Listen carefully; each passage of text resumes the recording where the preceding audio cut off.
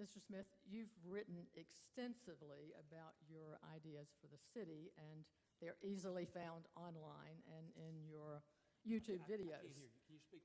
I can barely hear you. Can everybody hear me?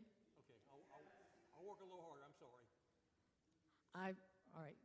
I said, you know, you have written extensively online and through your YouTube videos in terms of sharing some of your ideas about the city. Some of them concern me, and I just wanted to comment on a couple of those this evening. You know, you mentioned the Friendly Avenue neighborhood group. You know, your YouTube video seems to present you as really the leader of that group. You know, my feeling is that there was a very strong, dedicated group of leaders who led that process through the rezoning effort and then through the overlay effort. So it seems to me that acknowledging this as a collaborative effort rather than claiming, you know, much of the credit, perhaps for yourself, might be the right thing to do. You know, I've said several times from this dais that city council is a team sport. It's not an individual sport. You know, one of the other things that's disturbing to me is that you've called for a moratorium on annexation in the city. I want to point out that annexation is the most important tool that we have to grow this city and to meet our housing needs over the next decade and to grow our residential tax base. I don't know whether you've read it or not, but a recent study commissioned by the Greensboro Regional Realtors Association indicates that the increase in jobs in Greensboro and our larger region is creating an unprecedented demand for housing. It's estimated that we need 32,000 plus new residential units in this greater city county over the next 5 years. And that's both single family and multifamily. And this includes housing at all price points. Now, to put that in perspective, we approved permits for 1,500 units last year. So it's clear to me that we need to be aggressive and supportive in seeking new development and approving bigger, denser, well-designed projects that integrate into their environment. And that requires acreage. So this will necessitate annexation, which you call for a moratorium on. Infill development, like the project that you were involved with on Friendly Avenue, while important, doesn't substantially increase our housing inventory. Now, one of the other things that is concerning to me is your suggestion that the First Horizon Coliseum be used to house our homeless population. While I believe council has made considerable progress in housing, and I think we'll announce a couple of housing items in the next couple of months, but we still have much to do. But you know, your suggestion to me sort of indicates a lack of understanding of the Coliseum as an economic driver and the difficulty of doing what you proposed with the sheer number of events that we have weekly at the Coliseum. I also think it's a rather simplistic view of how to deal with homelessness. The Coliseum generates millions of dollars annually in economic impact dollars into this community. And with OVG, our new management partner, we expect to maximize our return on investment from both the Coliseum complex and the Tanger Center.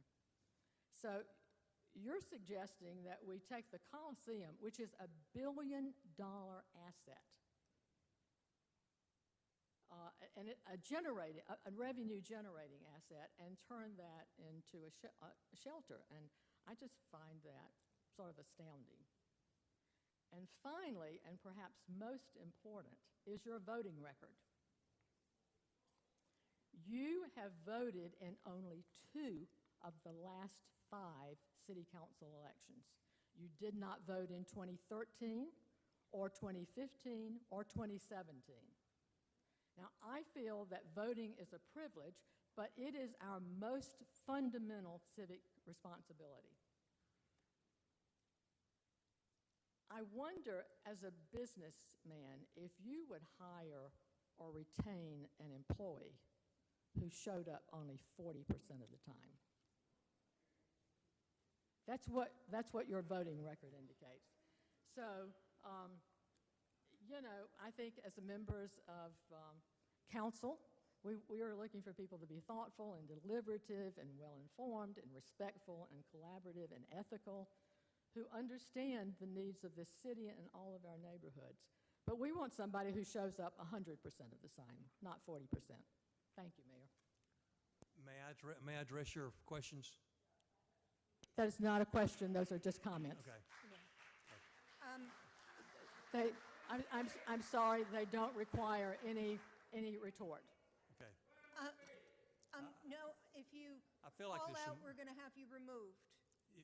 If there's some clarification, I feel like I should be just to answer some of the concerns you've Mayor? expressed.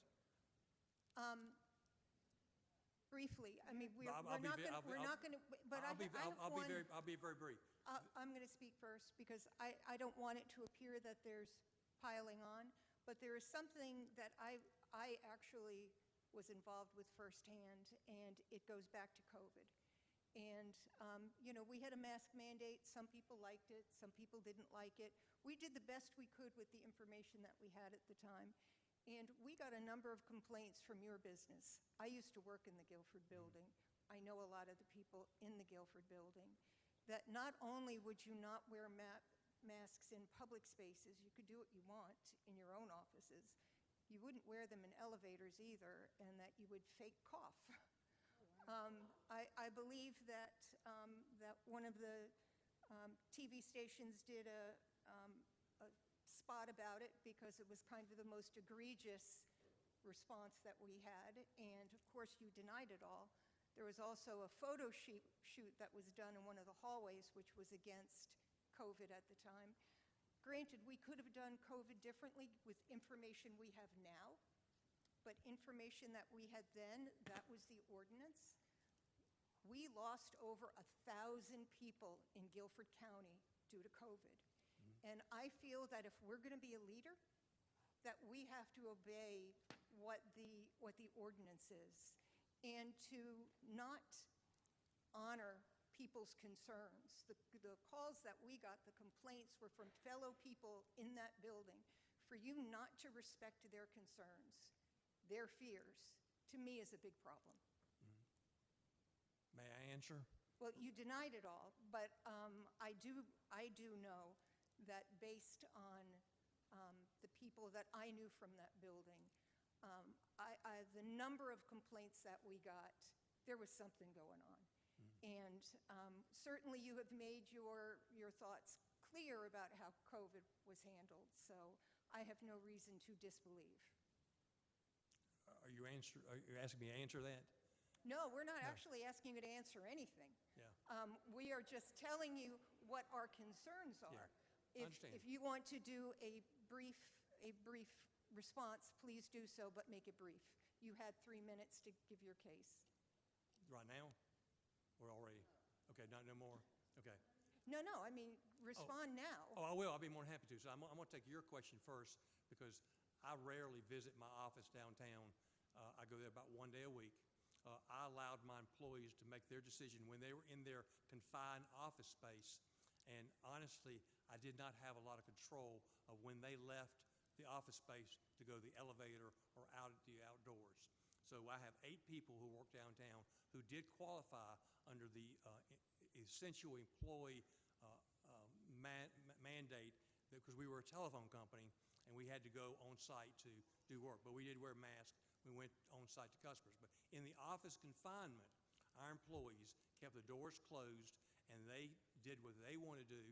Now, I will tell you, one of the 8 employees did wear his mask in the office. The others chose not to. But in that confined office, The complaint was in the hallways, elevators, and lobby. yeah, and I was not aware, yes, I was aware that there was complaints that when they left the office space, but we are the only occupant, or were the only occupant of that floor. There was only one other tenant on that floor.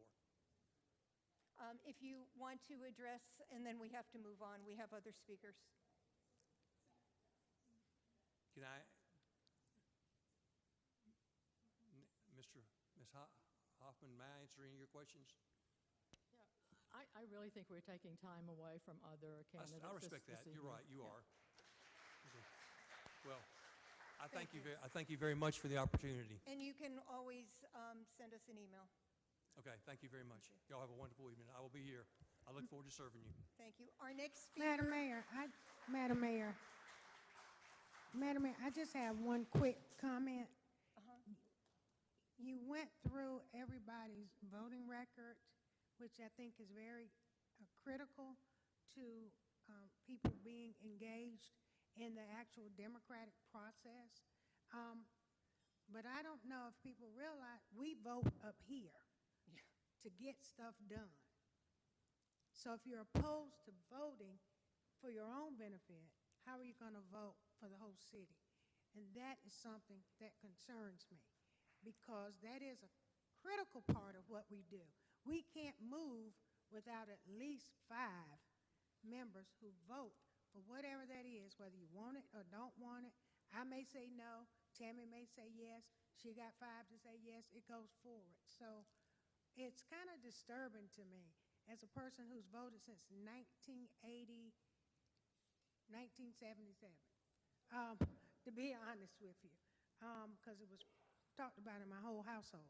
So I've done that. So I understand sometimes people move from city to city or change areas, and sometimes you may skip one. But I just think voting is something that, for me, is a critical element of what we're looking at. And so if you're kind of opposed to that, how would it affect us working together up here? That's all I just wanted to say. Can I have 15 seconds? I just want, no, We're good. no. I mean, That the is a record statement the of, record. that is a statement of how I'm seeing things, not necessarily at you. Yeah. It is just what we've done in part of our due diligence. And we have a lot of due diligence to do. Yeah. So, Can I have 10 seconds? thank you. No, so Mr. Pace will be. Thank you very much. Thank you.